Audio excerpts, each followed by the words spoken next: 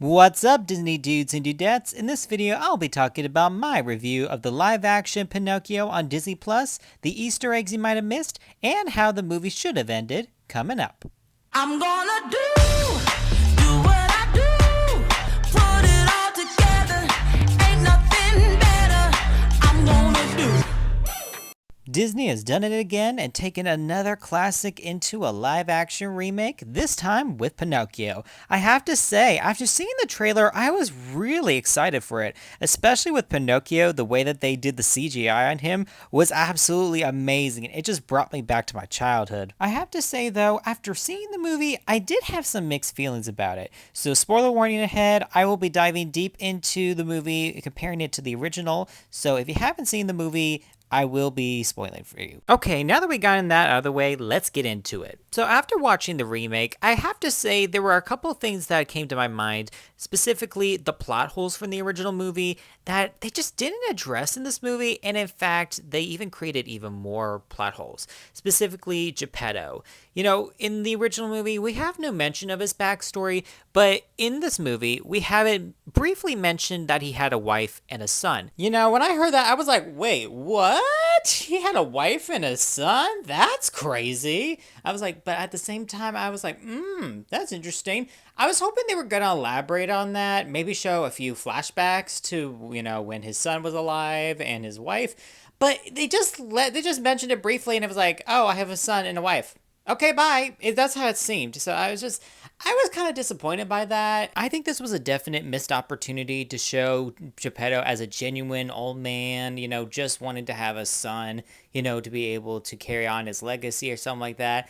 But the thing is, Geppetto came across just as a crazy old man talking to animals, you know, and just making cuckoo clocks for no apparent reason but having a shop.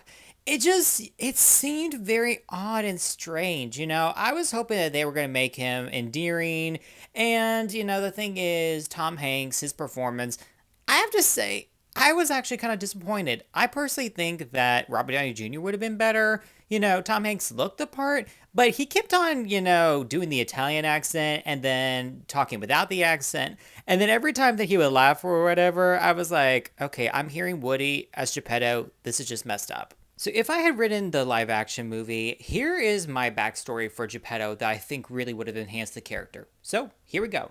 So Geppetto was actually given up for adoption by his birth mother and was left at the local church, hoping that someone would answer the door, but unfortunately it would seem as though no one would answer.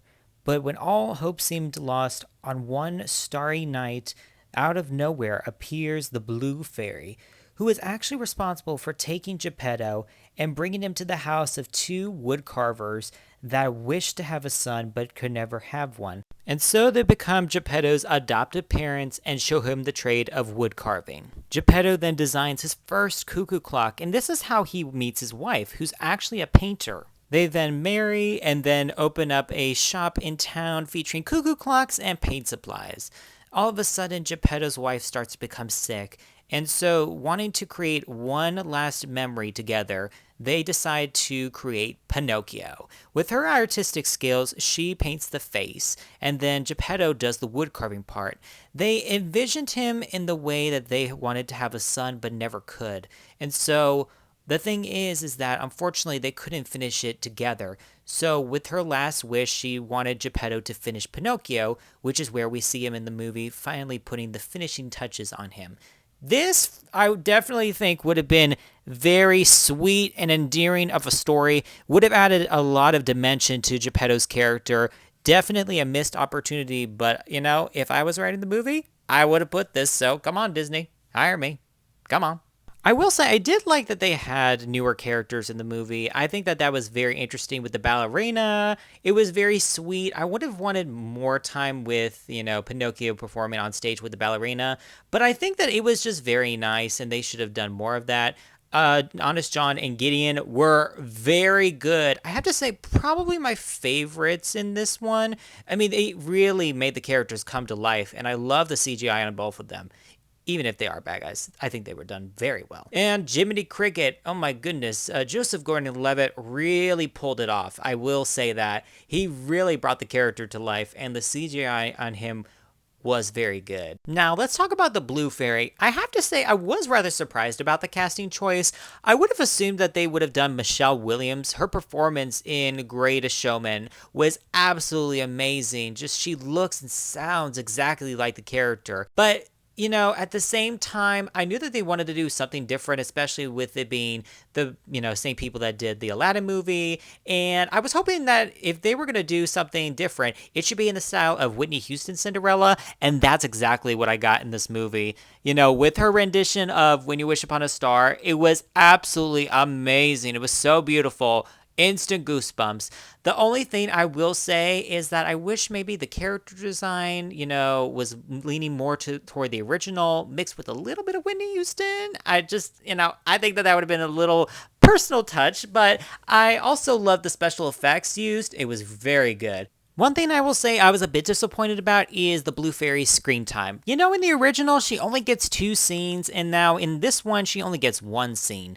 That's something that I was hoping that they were going to expand upon, maybe just have a few more scenes with her in the movie, giving her backstory, making her just a central character, because, as one of the most powerful Disney fairies, she really doesn't have any, screen presence at all. One thing I was hoping that they were going to change from the original movie was that Pleasure Island was going to get shut down and all the villains would be arrested.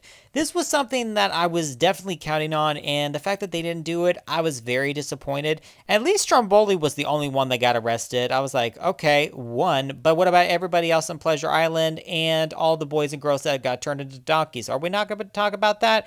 And the thing is, I was like, okay, why aren't they talking about this? Oh, and the fact that Geppetto knew about Pleasure Island, I'm like, wait a second. So everybody except Pinocchio knows about Pleasure Island, and you guys are not going to talk about this? Really?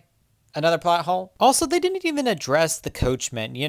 Why? What's his deal? Like, does he have powers? Is he the devil? Is he just a fairy? Is he connected with the Blue Fairy somehow? They never explained it. And, why are the children being turned into donkeys? It was just so many questions that didn't get answered. And so I was hoping, if I wrote the movie, I wanted to have Pinocchio go back to the island with Jiminy Cricket, the Blue Fairy, and his new friends and take down Pleasure Island, rescue all the boys and girls, and the villains get arrested. That, I think, would have been absolutely amazing. Would have been a great quality to highlight on Pinocchio, being brave, truthful and unselfish, wanting to rescue other boys and girls that fell prey to the lies of Pleasure Island. I think that would have been absolutely amazing. Okay, let's jump right into the Easter eggs. In Geppetto's workshop, a ton of Disney characters can be seen on the cuckoo clocks, like Woody and Bullseye, Donald Duck and the crocodile from Peter Pan, there's Jessica Rabbit and Roger Rabbit, Sleeping Beauty and Maleficent, Dumbo, Rafiki, and Simba, and Zazu, and even Snow White, the Evil Queen, and the Seven Dwarfs. I have to say, when I saw the one with Sleeping Beauty and Snow White, especially when the Evil Queen gave her the poison apple, and then she goes in the glass coffin or whatever, I was like, oh, no way. They did not just do that. I thought this was a very cool Easter egg. It really paid homage to all the Disney classics. There's actually 2 scenes in the movie that copied other movies, specifically when Pinocchio's nose grows. If you look at the scene where he's trying to grab the key, it's exactly like how Pinocchio's nose grows in Shrek. And so when I noticed this little detail, I was like, wait, what? There's even a scene in the movie where Pinocchio is creating the firewood and even does a hero pose, just like practically every single Marvel character has ever done. Does that mean Pinocchio is joining the MCU? Such a poser. Thank you guys so much for watching. I hope you enjoyed this video, and let us know which character from Disney's Pinocchio is your favorite. I would love to know. Leave a comment down below, and please subscribe to our YouTube channel and hit the bell icon so you can be notified every Thursday when we have a new video. And as always, have a Disney day.